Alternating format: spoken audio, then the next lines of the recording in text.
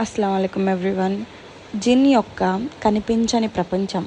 మనకు నిజంగా వాటి గురించి ఏం తెలుసో తెలుసుకుందామా? జిన్నులు ఇస్లామిక్ విశ్వాసంతో మర్మమైన భాగంలో ఉన్నారు. వారు తరచుగా ఉత్సుకత మరియు జాగ్రత్తతో చుట్టుముట్టబడి ఉన్నారు.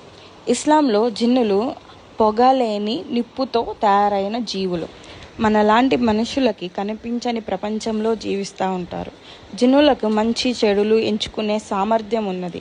కొంతమంది జిన్నులు మంచివారు మరియు ఇస్లాం బోధనలను అనుసరిస్తారు.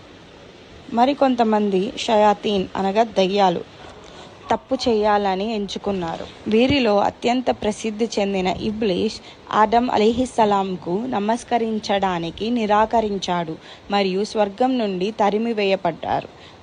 మానవులకు శత్రువుగా మారాడు. అయినప్పటికీ జిన్ను సాధారణంగా కనిపించవు.